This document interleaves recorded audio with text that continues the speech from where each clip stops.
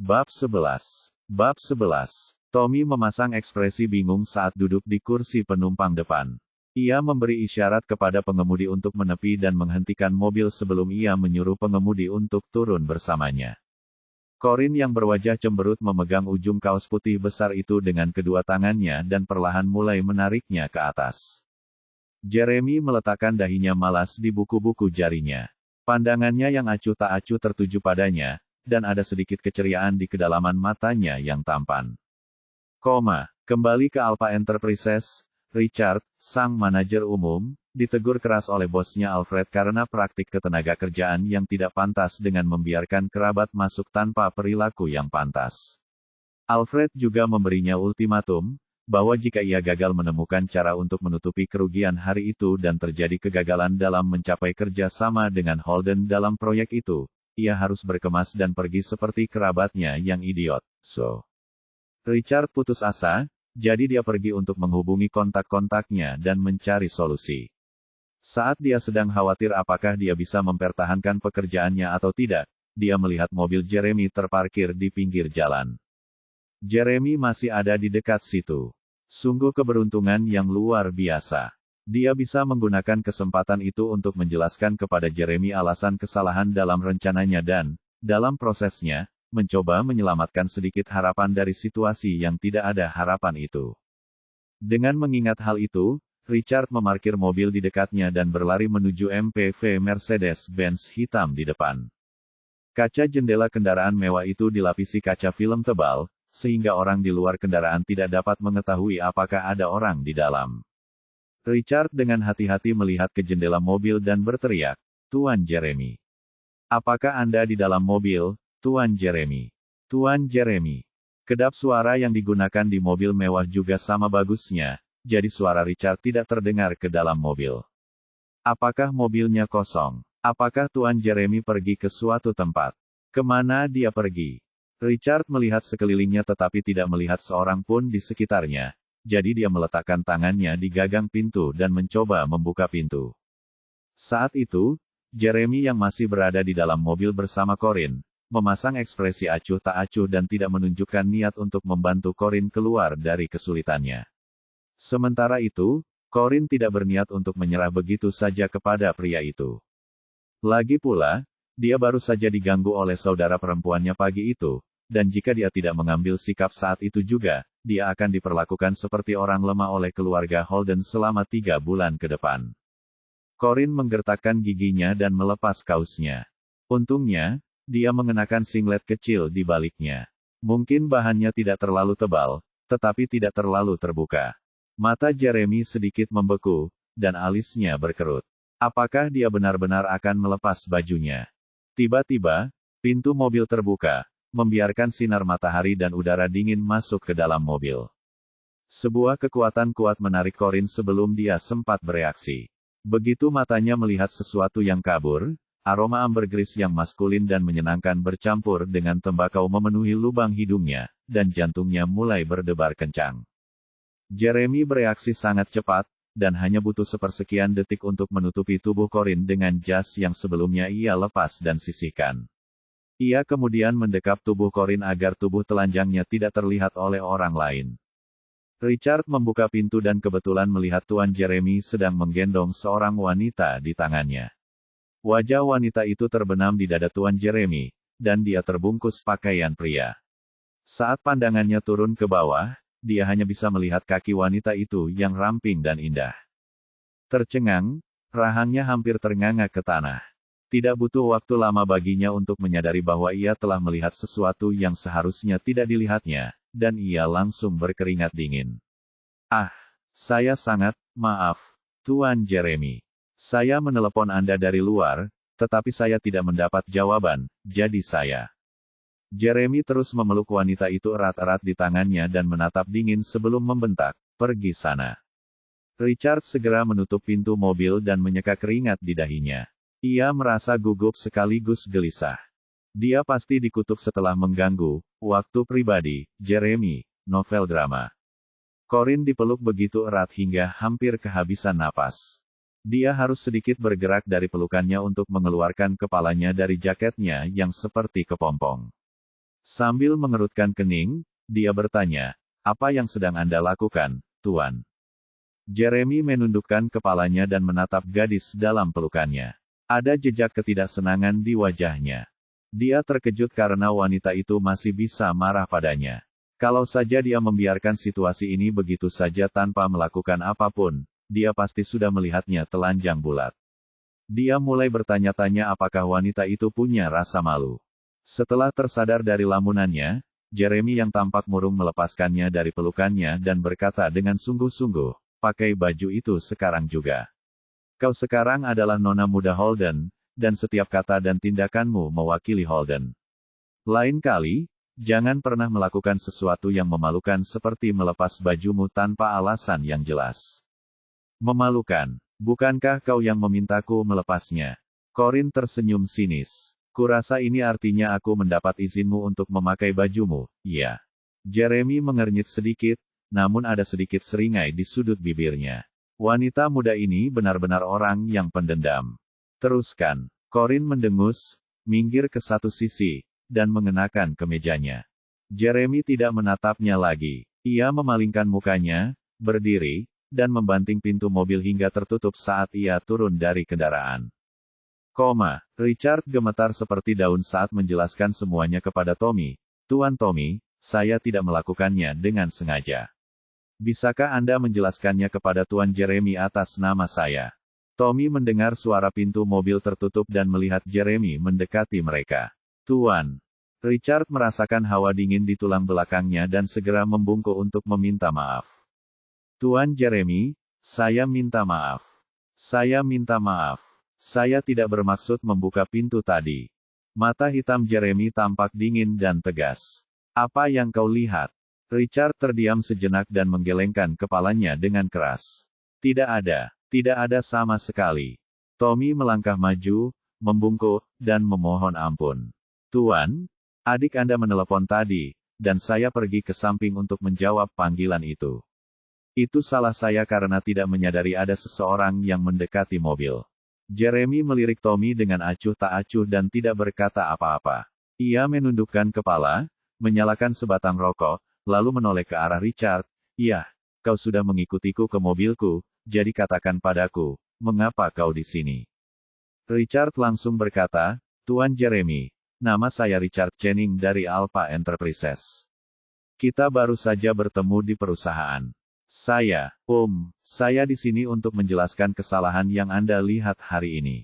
Rencana itu dimanipulasi oleh salah satu pekerja magang perusahaan untuk kepentingan pribadi mereka, dan itu bukan standar perusahaan kami yang sebenarnya.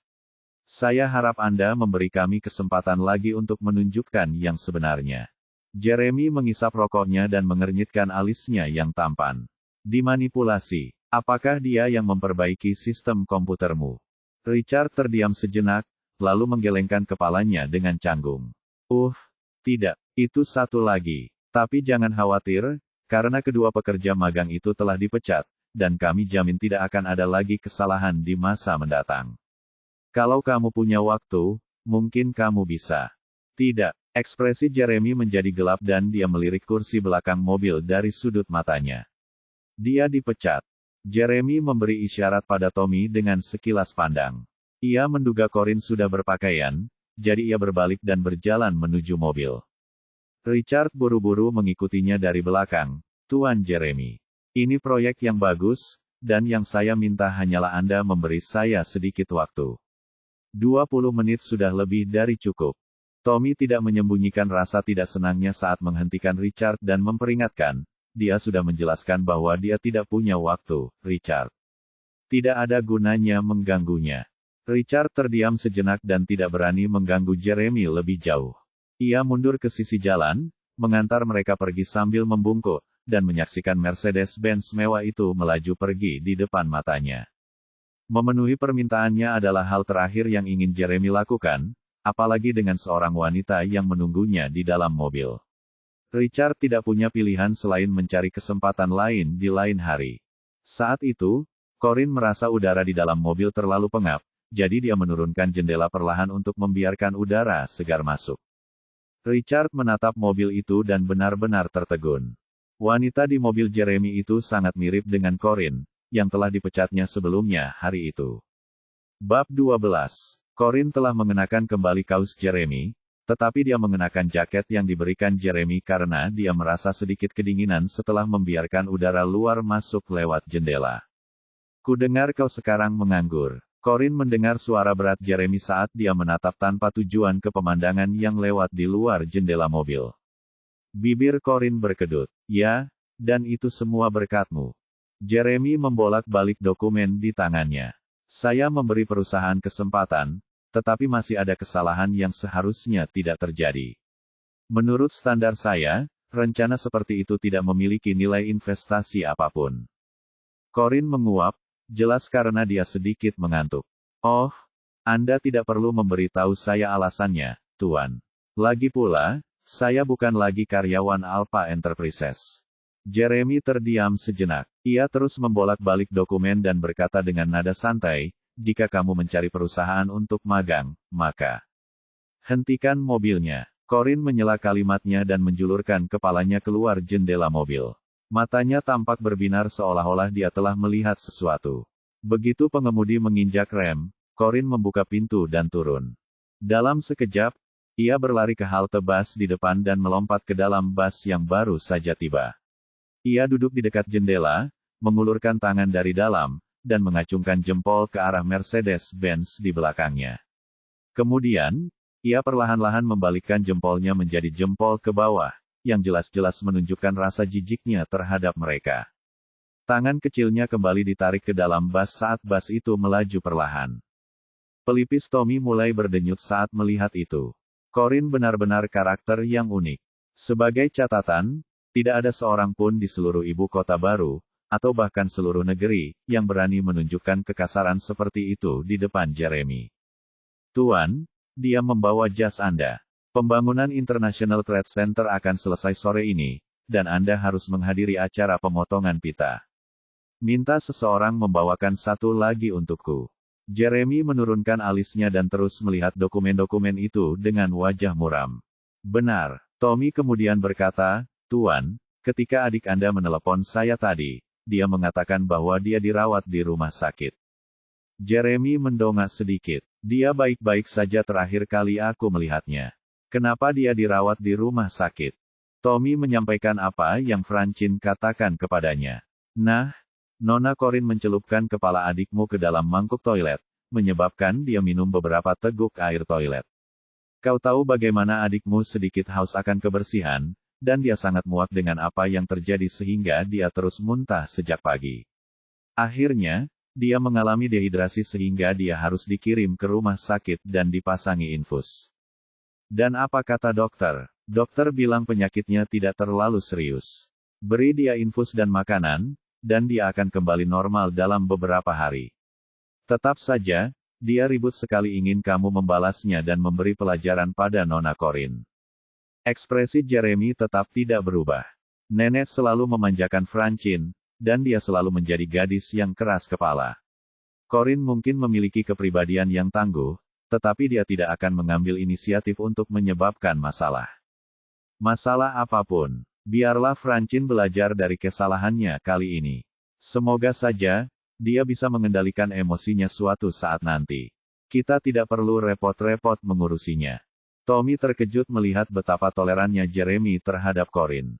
Setelah berpikir sejenak, ia berbalik dan meminta petunjuk lebih lanjut. Baiklah, Nona Corinne dipecat hari ini. Jadi apakah Anda ingin mengatur agar dia mendapat pekerjaan? Jeremy berkata dengan acuh tak acuh, jangan khawatir. Pastikan untuk mengawasinya selama 3 bulan ini agar dia tidak melakukan apapun yang dapat mencoreng nama baik keluarga.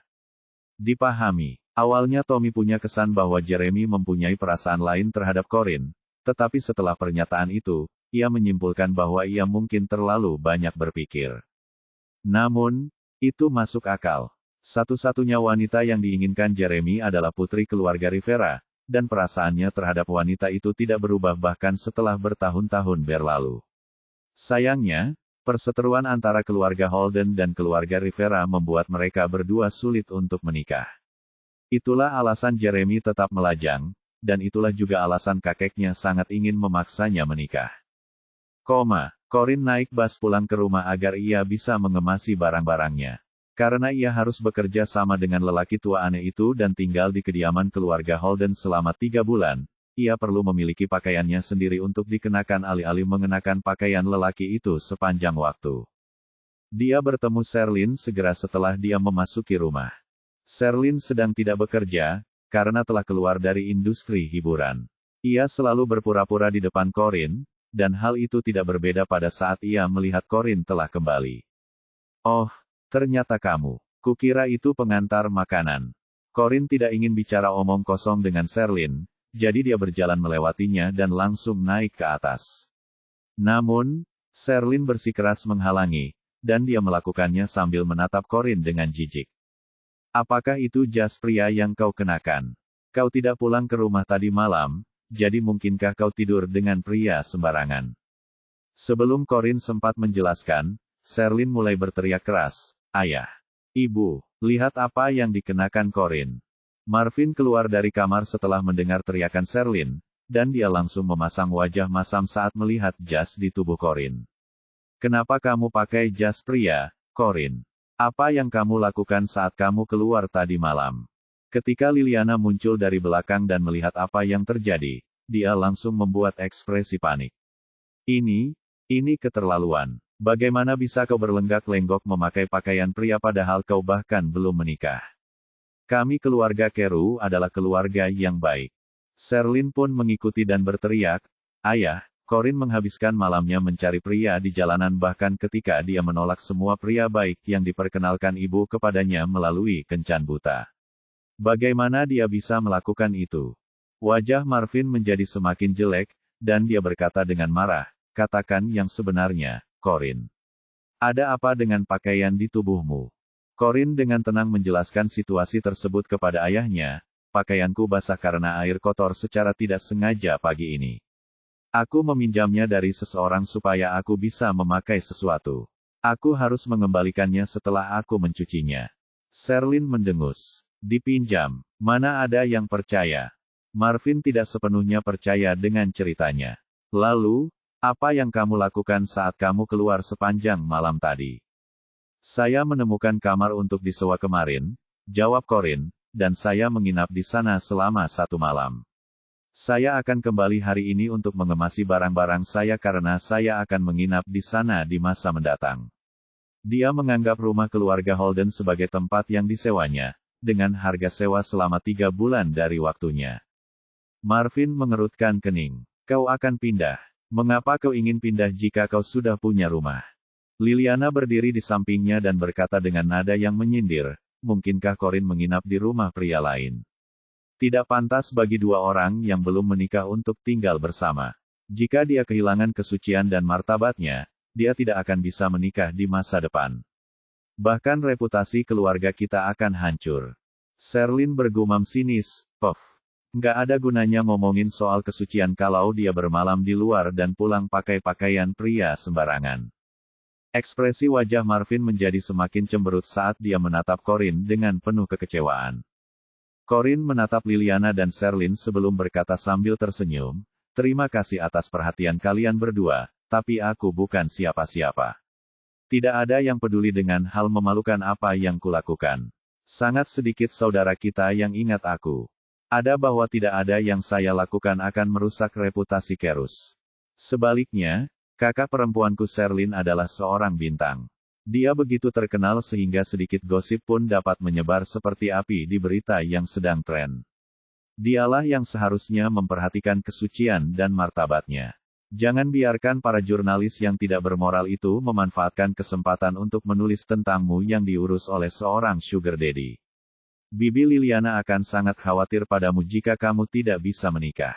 Sherlyn menggertakkan giginya dengan marah dan membalas, "Siapa yang bilang aku tidak bisa menikah?" Corinne kemudian berkata, "Oh benar, aku lupa. Kamu baru menikah kemarin. Di mana suamimu yang baru, Jeremy? Tidakkah kamu akan mengenalkanku pada saudara iparku yang baru?" Suasana menjadi dingin begitu dia membuat komentar itu. Amarah Marvin mulai memuncak, dan dia melotot marah ke arah Liliana dan Sherlyn. Hanya sekadar menyebut hal itu saja sudah cukup membuat darahnya mendidih, karena kekacauan besar hari sebelumnya yang membuatnya mempermalukan dirinya sendiri di depan keluarga dan teman-temannya. Corinne menambahkan, memang benar bagi saya untuk tinggal di sini saat saya masih kuliah, tetapi sekarang saya sudah menjadi pekerja dewasa, dan saya hanya ingin belajar cara hidup mandiri. Anda dapat yakin bahwa saya tidak akan melakukan apapun yang akan mempermalukan nama baik Anda begitu saya pindah. Marvin menatap Corinne dan menyadari bahwa dia berperilaku cukup baik dibandingkan dengan kejenakaan Liliana dan Sherlyn yang memalukan. Akhirnya, dia melambaikan tangannya dan berkata, terserah kamu saja. Kamu bebas pergi dan tinggal di tempat lain jika kamu mau. Lagi pula, rumah ini sekarang penuh dengan kesialan. Terima kasih, Ayah. Corinne melirik acuh tak acuh ke arah Liliana dan Sherlyn yang kesal sebelum berbalik dan berjalan ke atas. Saat sedang sibuk berganti pakaian, Sherlyn kembali menyerbu ke kamarnya. Ia baru saja akan mulai mengumpat Corinne ketika tiba-tiba ia melihat logo merek dagang tercetak di lapisan jas yang dilepas Corinne. Itu dari merek mewah bernama Va, dan lebih jauh lagi, itu dari lini produk mewah yang hanya diperuntukkan bagi para VIP. Sherlyn bertanya-tanya bagaimana seorang gadis desa seperti Corinne bisa memiliki keberuntungan menemukan pakaian pria yang mewah. Bab 13. Sherlyn buru-buru meraih jaket itu dan bertanya, jujur saja, Corinne. Di mana kamu mendapatkan jas ini? Bagaimana kamu bisa mengenal pria yang bisa mengenakan sesuatu yang begitu mahal? Corinne melirik pakaian itu dengan pandangan tidak setuju.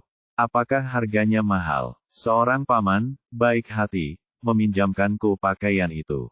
Meskipun begitu, aku tidak begitu mengenalnya. Sherlyn bisa tahu bahwa Corinne mungkin berkata jujur karena Corinne belum pernah melihat dunia sebelumnya. Sherlyn lalu berkomentar sinis, orang sepertimu tidak mungkin kenal pria yang bisa memakai pakaian mahal seperti itu. Sebaiknya kau kembalikan setelah dicuci. Jangan terlalu memikirkan dirimu sendiri dan mencoba bergaul dengannya.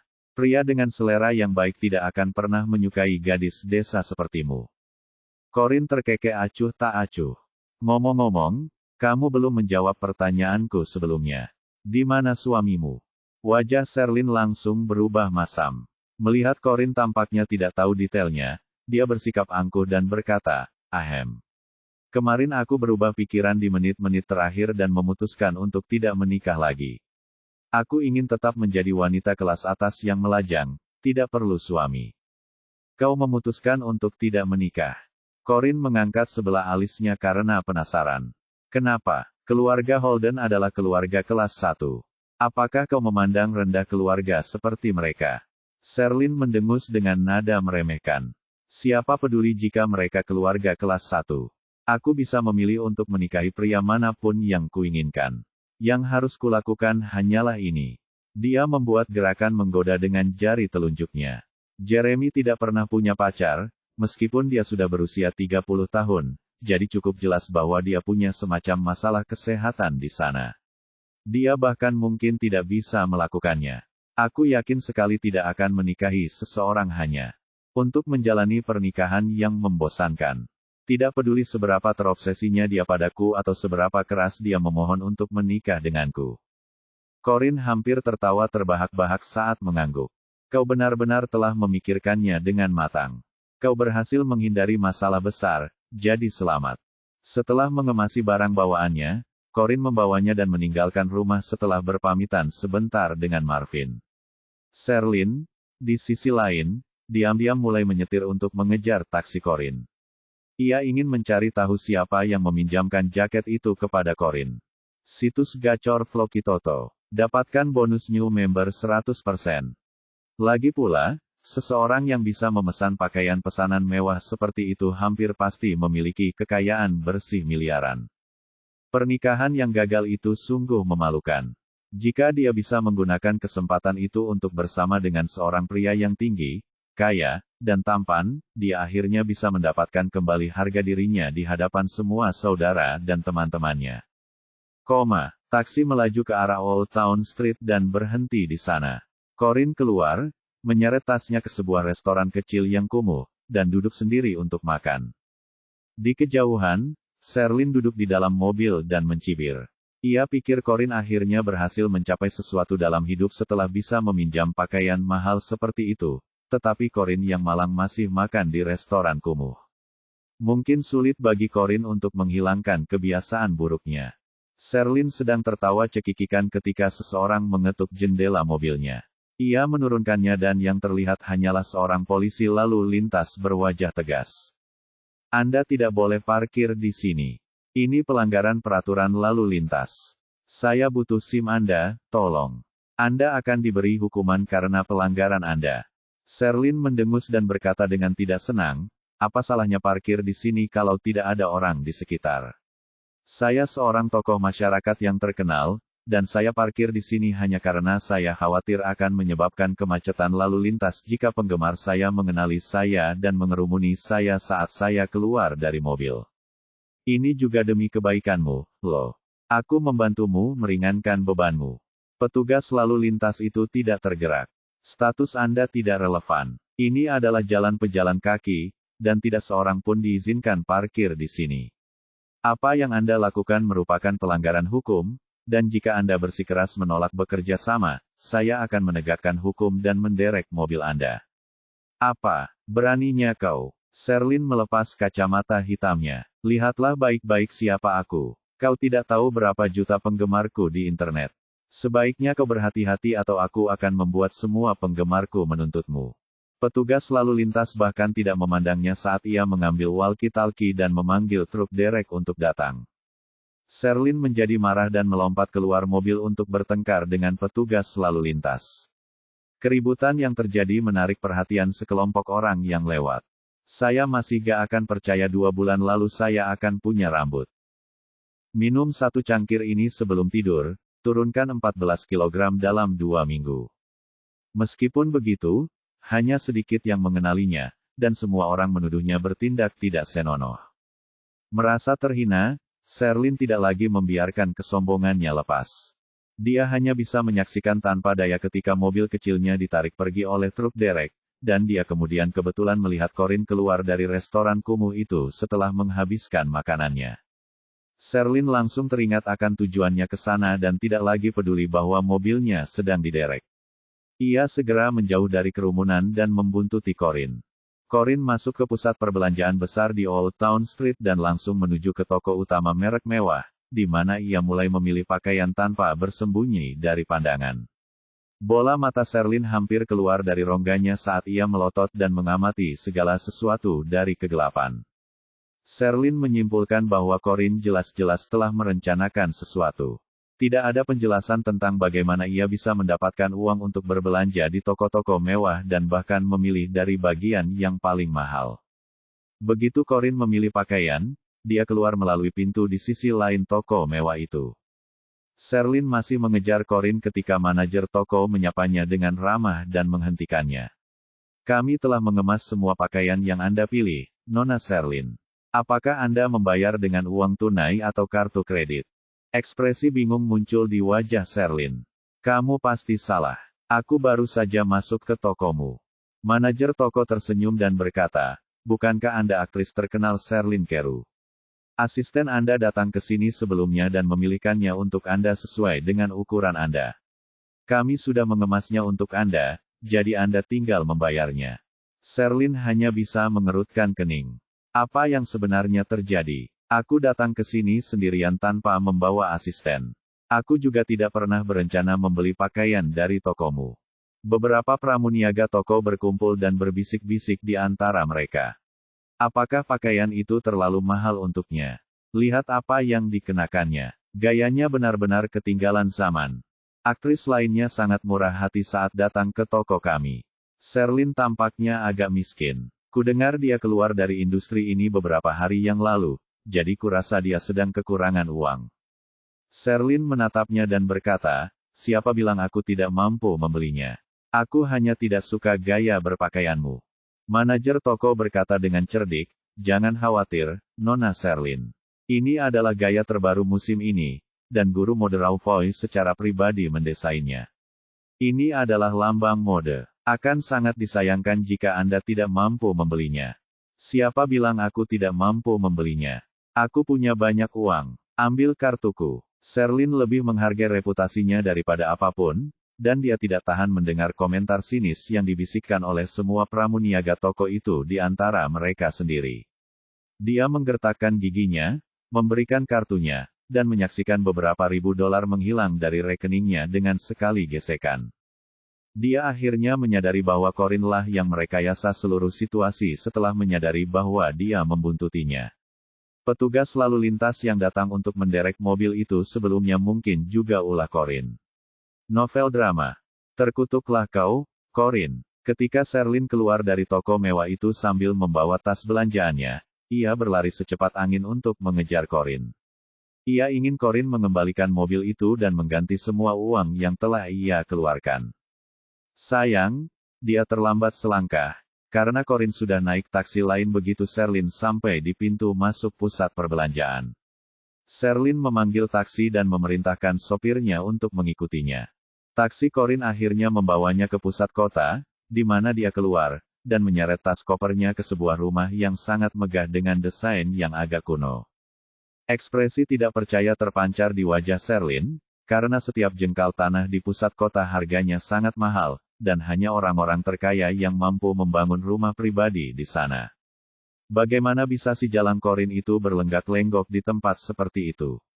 Apa dia benar-benar berhasil menjalin hubungan dengan orang yang sangat penting? Saat itu, sebuah mobil hitam melaju dan berhenti di gerbang kediaman. Francine keluar dari mobil dengan bantuan beberapa pembantu, setelah baru saja keluar dari rumah sakit setelah dipasangi infus. Dia tampak tidak dalam suasana hati yang baik. Begitu melihat orang-orang itu, Sherlyn menghampiri dan bertanya, "Permisi, bolehkah saya bertanya siapa pemilik rumah ini?" Francine memasang ekspresi jijik di wajahnya saat dia melirik pakaian Sherlyn yang sudah ketinggalan zaman dari atas ke bawah. "Apa yang kau lakukan di sini? Beraninya kau mencampuri urusan kami?" Pikiran Sherlyn menjadi kosong. Dia sangat kurang percaya diri saat berdiri di depan Francine, karena Francine mengenakan beberapa barang mewah edisi terbatas. Dia hanya tersenyum canggung dan berkata, aku di sini untuk mencari adikku. Aku baru saja melihatnya masuk ke sini." Francine mulai sedikit tidak sabar. "Adikmu, siapa namanya?" Bab 14. Sherlyn berkata, "Nama saudara perempuanku adalah..."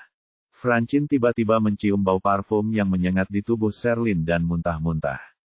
Ketika salah satu pembantu melihat itu, dia mendorong Sherlyn dan berkata, "Minggir. Nona muda, kita tidak punya waktu untuk berbicara denganmu sekarang."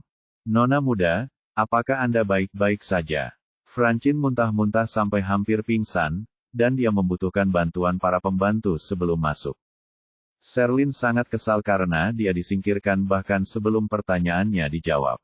Sayangnya, dia tidak berani mengganggu siapapun yang tinggal di sana.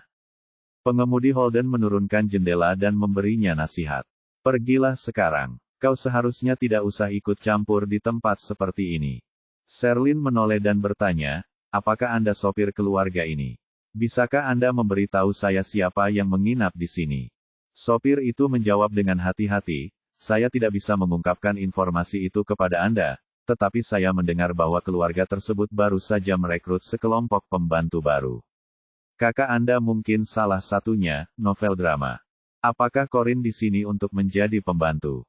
pikir Sherlyn dalam hati. Bukankah dia pekerja magang di Alpha Enterprises? Sherlyn ingin bertanya lebih lanjut, tetapi pengemudi itu sudah menabrakkan mobilnya ke garasi. Seluruh situasi menjadi semakin membingungkan dengan setiap pikiran yang terlintas, jadi dia menelepon teman sekelas lamanya yang bekerja di Alpha Enterprises untuk mencari tahu apa yang terjadi dengan Corinne.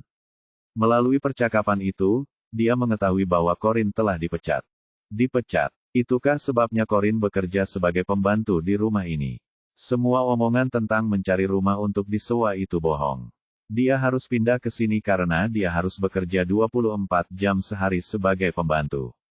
Hanya itu yang bisa dia lakukan, dan jas mahal yang dia kenakan di rumah mungkin dicuri dari pemiliknya. Sherlyn benar-benar gembira ketika dia menghubungkan titik-titiknya, dan dia akhirnya merasa siap untuk pulang dan memberitahu ayahnya tentang penemuannya.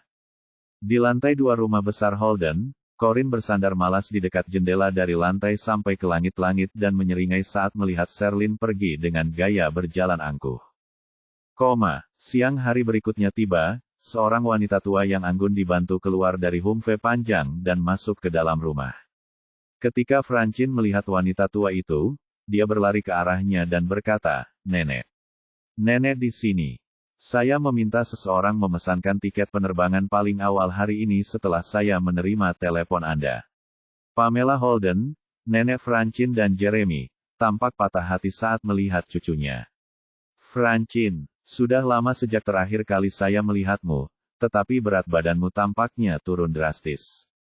Francine berkata dengan sedih, "Nenek, istri baru Jeremy mencoba menunjukkan dominasinya di rumah bersamaku tepat setelah pernikahan. Aku akhirnya muntah-muntah hebat dan dirawat di rumah sakit setelah apa yang dilakukannya."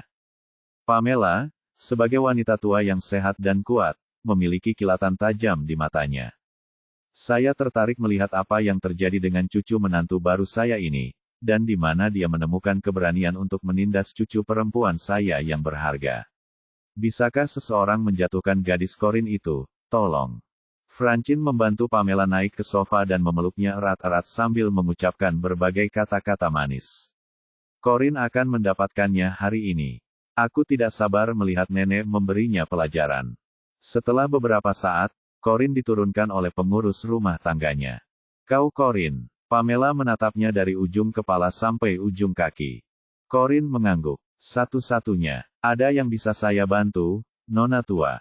Ekspresi Pamela tampak bermusuhan. "Kudengar kau menindas Francine sampai-sampai dia harus dirawat di rumah sakit. Apa kau pikir kau bisa bersikap seperti wanita simpanan setelah menikah dengan Jeremy?" Corin sudah menebak siapa wanita tua itu, dan dia punya gambaran bagaimana Francine memutarbalikkan fakta untuk keuntungannya. Dia memberanikan diri dan menjelaskan dirinya dengan cara yang tidak menunjukkan dominasi maupun ketundukan. "Nyonya, saya yakin Anda pernah mendengar pepatah, mata ganti mata, dan gigi ganti gigi. Nona Francine menyiramkan baskom berisi air bau ke saya kemarin, dan saya mencelupkan kepalanya ke dalam mangkuk toilet untuk membalas dendam. Pertanyaan apakah saya menindasnya atau tidak muncul." Pamela menoleh ke arah cucunya. "Apakah itu yang terjadi, Francine?" Francine yang berlinang air mata menggelengkan kepalanya. "Jangan dengarkan kebohongannya, Nek. Ada banyak pembantu di rumah kemarin, dan mereka semua bisa bersaksi untukku." Francine memberi isyarat yang mendorong beberapa pembantu untuk menjaminnya. "Saya dapat bersaksi bahwa nona muda itu tidak pernah memprovokasi nona muda itu." "Saya juga bisa menjaminnya." "Saya juga." Tatapan mata Pamela yang tajam kembali beralih ke Corin. "Apakah ada hal lain yang ingin kau katakan sekarang?" Corin mengerutkan kening tak berdaya sambil melotot ke arah para pelayan. Tidak ada penjelasan yang bisa diterima jika semua pembantu menuruti perintah Francine. "Nyonya, saya sudah mengatakan semua yang perlu saya katakan. Kalau Anda tidak percaya, tidak ada lagi yang bisa saya lakukan." Wanita tua itu mendengus dingin. "Apakah kau masih menolak mengakui kesalahanmu? Kurasa keluargamu tidak pernah mengajarimu cara bersikap seperti orang baik. Jadi kalau begitu, kami akan mengajarimu. Seseorang, tolong ambilkan salinan peraturan rumah keluarga Holden untuknya. Pastikan untuk menyalin semuanya 100 kali. Kau hanya akan mendapat makanan setelah selesai." Corin terdiam, dan dia bertanya-tanya mengapa nenek dan cucunya begitu ingin mengajari orang lain bagaimana berperilaku. "Aku senang sekali kau di sini untuk mendapatkan keadilan untukku." Francine bersandar puas pada Pamela dan mengambil kue dari meja kopi. "Kau pasti lapar setelah turun dari pesawat. Bagaimana kalau makan kue untuk perutmu yang kosong? Aku akan meminta dapur menyiapkan makan siang kesukaanmu untuk sementara waktu." Corin segera mencoba menghentikannya. "Tunggu, kamu tidak bisa memakannya." Francine membalas dengan tidak senang, "Ini rumah kita, Corin. Nenekku boleh makan apa saja yang dia mau." Dia lalu menoleh ke Pamela dan berkata, "Abaikan saja dia, Nek. Silakan makan sedikit." Sebelum Corin bisa berbuat apapun untuk menghentikan mereka, wanita tua itu telah menggigit besar kue kering yang diberikan cucu perempuannya yang sangat berharga itu. Francine mengejek Corin. "Kenapa kamu tidak mulai meniru peraturan rumah? Jangan lupa, kamu harus melakukannya 100 kali. Tiba-tiba, wajah Pamela membiru, dan matanya melotot saat dia membuka mulutnya lebar-lebar dan terengah-engah. Francine terkejut. Nenek, apa yang terjadi padamu? Melihat ada yang tidak beres dengan wanita tua itu, Corinne segera melangkah maju untuk memeriksanya. Francine mendorongnya menjauh dengan kesal. Enyahlah. Jangan sentuh nenekku. Hidupnya sedang dalam bahaya sekarang. Jangan menghalangi. Bahaya, kaulah yang membahayakan nenekku. Francine berdiri di depan Pamela dan melawan dengan gigi agar Corinne tidak mendekat. Dalam keputusasaan, Corinne menamparkan Francine, membuat Francine jatuh terguling ke satu sisi. Kemudian, Corinne segera menghampiri Pamela, membantu wanita itu berdiri, dan memeluk perutnya sambil melompat-lompat dengan penuh semangat. Francine menutupi wajahnya saat ia bangkit berdiri dan berteriak ngeri saat melihat Corinne menyiksa neneknya.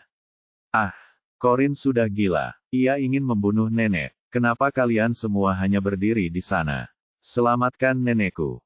Para pelayan laki-laki keluarga Holden mengelilingi Corinne, tetapi mereka berhati-hati untuk tidak membuat gerakan gegabah karena Corinne masih menggendong Pamela. Jangan mendekat. Corinne mundur beberapa langkah sambil tetap memeluk Pamela dari belakang. Nyonya, bebaskan nona kami. Jangan lakukan hal gila.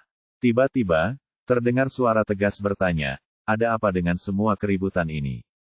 Tekanan udara tampaknya tiba-tiba turun ketika Jeremy masuk. Francine melemparkan dirinya ke pelukan Jeremy seolah-olah Jeremy adalah penyelamatnya. Kamu harus menyelamatkan nenek. Dia akan mati di tangan Corinne. Jeremy mengerutkan kening. Ia menatap Corinne yang menyandera neneknya. Kenapa kau harus menyentuh seorang wanita tua?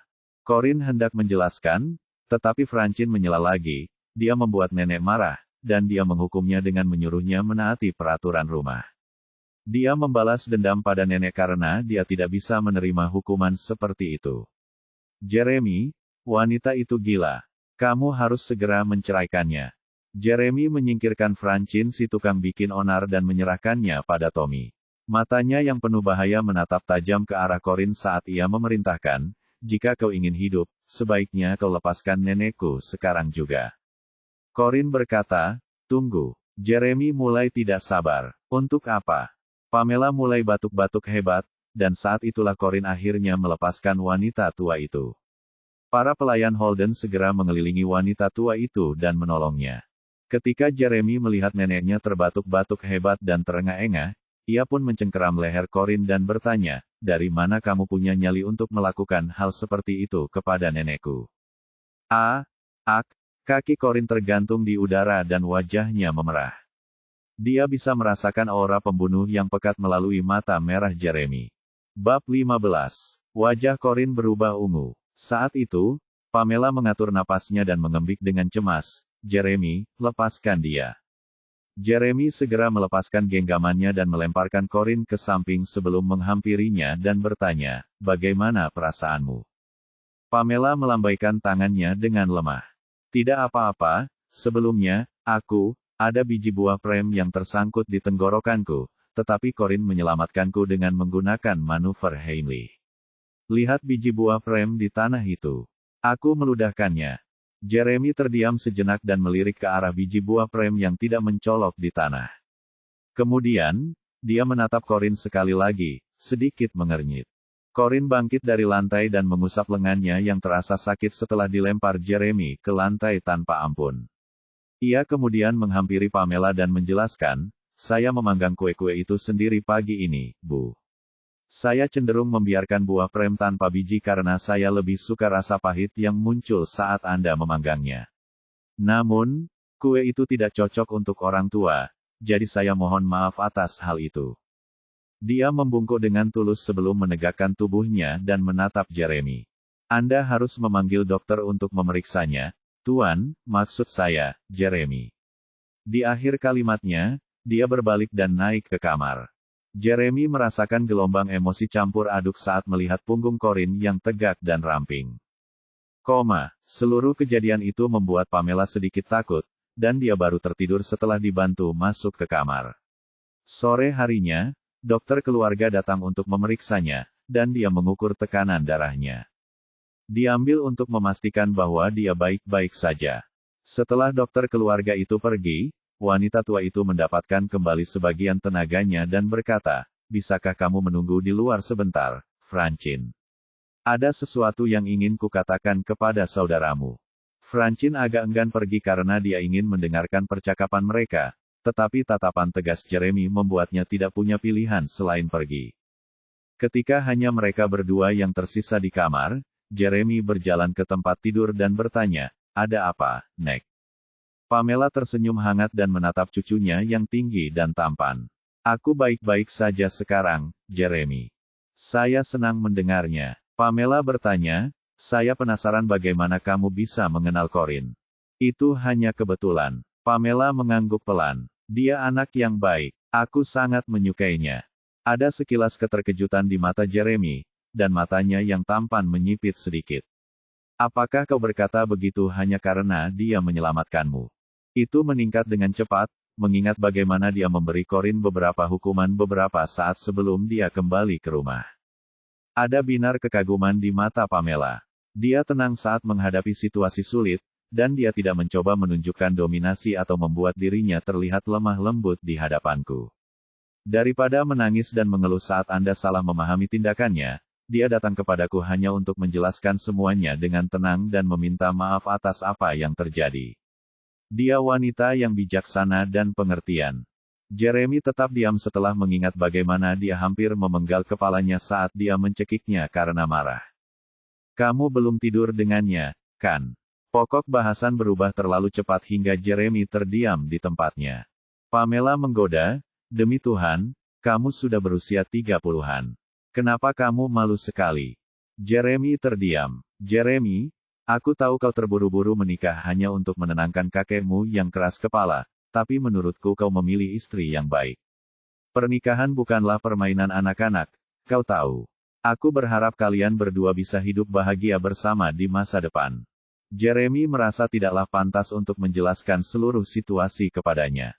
Pamela menambahkan, "Saya tidak bisa menghadiri pernikahanmu karena saya menemani kakekmu untuk mempersiapkan operasi, tetapi saya akan menjadi saksi pernikahanmu hari ini. Ingatlah untuk melangsungkan pernikahanmu nanti sehingga kakekmu bisa menggendong cicitnya setelah dia pulih." Ekspresi Jeremy menjadi gelap. "Nenek, kalau sudah begitu, menurutku." Pamela mengerutkan kening dan memotong pembicaraannya, "Jika kamu tidak mendengarkan nasihatku, aku akan memberitahu kakekmu bahwa kamu menipunya dengan pernikahan palsu. Kamu tahu seperti apa sifat pemarahnya. Dia pasti akan sakit lagi, bahkan jika dia pulih dari operasinya." Jeremy mengusap alisnya. "Nanti aku suruh seseorang membawakan makan malam untukmu. Sekarang istirahatlah," katanya, lalu berbalik untuk pergi. Pamela masih belum bisa melupakan urusan hubungan intimnya. "Aku akan melakukan ronda malam ini, jadi jangan mengecewakanku." Ketika Jeremy kembali ke kamar, ia melihat Corinne duduk sendirian di meja komputer. Ia tampak asyik menulis sesuatu sehingga ia bahkan tidak menoleh ketika Jeremy masuk. Dia berjalan ke arahnya dari belakang dan menatap ke bawah untuk melihat apa yang sedang ditulisnya. "Kamu sedang mengerjakan pekerjaan rumah." Corinne memperhatikan tugasnya dengan seksama sambil mengeluh, "Aku meniru peraturan rumah. Kita sudah berada di abad ke-21, tetapi keluargamu masih memiliki peraturan tertulis. Astaga, kuno sekali." Jeremy mengangkat tangannya dan mengambil pulpennya. "Kamu bisa berhenti menyalin sekarang. Tidak akan ada yang menghukummu lagi." Corinne meregangkan pinggangnya dan berkata, "Baiklah, kalau begitu aku akan mandi dan tidur." Dia telah memperoleh pemahaman yang lebih mendalam tentang kesenjangan kekuasaan antara dirinya dan Jeremy setelah dicekik sebelumnya. Jeremy dapat dengan mudah menghancurkannya sampai mati seperti dia dapat menghancurkan seekor semut. Itu bukan salahnya, tetapi dia hanya tidak merasa perlu untuk membuat hidupnya lebih sulit. Dalam 3 bulan mendatang, prioritasnya adalah memastikan kedamaian selama hari-harinya di rumah tangga Holden, dan itu berarti tidak membuat musuh dan menghindari banyak kontak dengan Jeremy. Begitu 3 bulan itu berakhir, yang perlu dilakukannya hanyalah mengemasi barang-barangnya dan pergi. Corinne bangkit, berjalan melewati Jeremy, dan sebisa mungkin menghindarinya. Namun, sebuah kekuatan besar langsung menarik lengannya. Ah!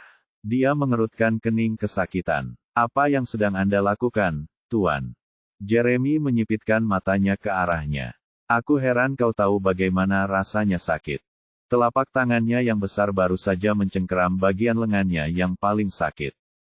Ketika Jeremy menjatuhkannya pada hari sebelumnya, lengan bawahnya membentur sudut meja kopi, sehingga menimbulkan rasa sakit.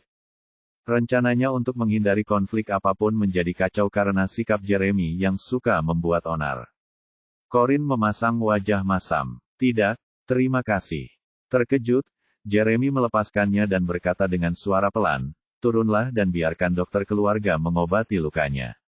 Itu tidak perlu. Itu hanya goresan. Corin tidak mau repot-repot turun dan hanya menepis tangannya sebelum langsung masuk ke kamar mandi untuk mandi. Setelah mandi, dia berganti piyama dan pergi tidur untuk bersiap tidur. Kemarilah. Jeremy memanggilnya dengan suara keras. Corin menoleh dan melihatnya duduk santai seperti seorang raja di sofa satu tempat duduk. Dia tidak ingin menghampirinya. Mengapa saya harus? Pria itu menunjuk ke kotak P3K di sudut meja. Untuk mengoleskan salep ke lenganmu, novel drama. Bibir Corin berkedut. Tidak, terima kasih. Jeremy menyipitkan matanya dan menatapnya tajam. Kau yang akan ke sini, atau aku yang akan mendatangimu? Corin sangat kesal padanya. Dia tidak ingin dia naik ke tempat tidur, jadi dia menggertakkan giginya dan bangkit. Begitu dia berjalan ke arahnya, dia mengulurkan lengannya yang terluka ke arahnya.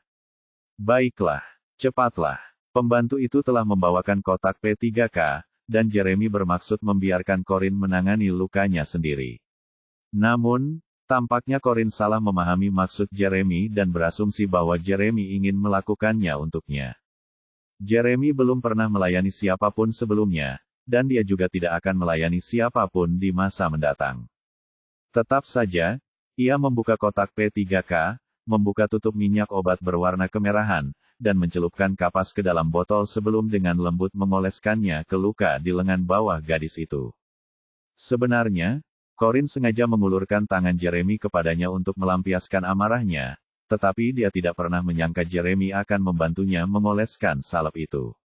Dia mengangkat sebelah alisnya dan bertanya, apakah Anda merasa bersalah atas apa yang Anda lakukan hari ini, Tuan? Jeremy tidak berekspresi. Aku melukaimu secara tidak sengaja hari ini, jadi aku harus bertanggung jawab. Mengenai nenekku, kamu tidak perlu menyimpan dendam karena dia tidak akan tinggal lama di sini. Corin tidak terlalu memikirkannya dan berkata, mengapa aku harus menyimpan dendam padanya? Dia bukan orang jahat.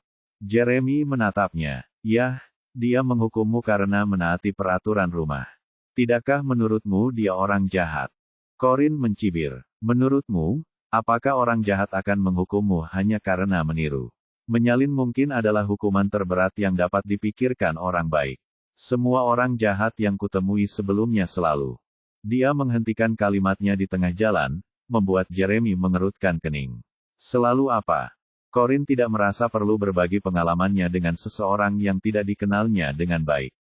Tidak apa-apa, sudah selesai. Aku mau tidur sekarang. Jeremy masih tidak melepaskan tangannya setelah mengoleskan obat.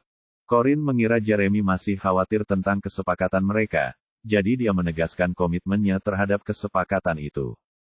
Tenang saja, iya, aku berjanji untuk bekerja sama denganmu selama 3 bulan, dan aku akan menyelesaikan tugasku seolah-olah itu adalah pekerjaan sungguhan. Kakakmu memang menyebalkan, tetapi nenekmu hanya berusaha melindungi cucunya karena dia tidak tahu detail lengkap tentang apa yang terjadi. Aku mengerti apa yang dipikirkannya, jadi aku tidak akan menaruh dendam padanya. Jeremy menatap Corin dengan serius. Ia mengira Corin gegabah dan linglung, tetapi ternyata dia cukup pengertian. Selain itu, dia juga terlihat sangat imut. Bulu matanya panjang, tebal, dan lentik, sementara wajahnya yang mungil masih terlihat kekanak-kanakan dengan sedikit lemak bayi dan 2 lesung pipit kecil. Setiap kerutan dan senyumnya memberikan kesan ceria pada wajahnya. Jeremy tiba-tiba berdiri, mengejutkan Corin. Tuan. Lengannya yang panjang meraih pinggang wanita itu, dan dia menggendongnya dalam gendongan pengantin tanpa peringatan apapun. Corin ketakutan melihat betapa tiba-tibanya kejadian ini. Apa yang sedang kau lakukan sekarang, Tuan? Ia baru saja menyelesaikan pertanyaannya ketika ia terlempar ke tempat tidur tanpa basa-basi. Jeremy melepas jasnya, menarik dasinya, dan membuka kancing kemejanya. Setiap gerakannya agresif. Corin duduk, berniat untuk berlari, tetapi telapak tangannya yang besar mendorongnya ke bawah dan memaksanya untuk berbaring kembali. Ini adalah pertama kalinya dalam hidupnya dia mampu melihat jakun dan otot dada seorang pria dari dekat, dan dia harus mengakui, itu cukup menarik. Jangan main-main, Tuan. Sadarlah dan ingatlah bahwa aku bukan tipemu. Jeremy menyandarkan lengannya di kedua sisi kepala kecil Corin dan menatapnya seperti serigala lapar. Bagaimana jika aku memutuskan untuk mengabaikannya agar aku bisa bersenang-senang sekali ini saja? Tubuh maskulin Jeremy mengejutkan Corin, dan dia hendak berteriak ketika Jeremy menutup mulutnya. Megegeh.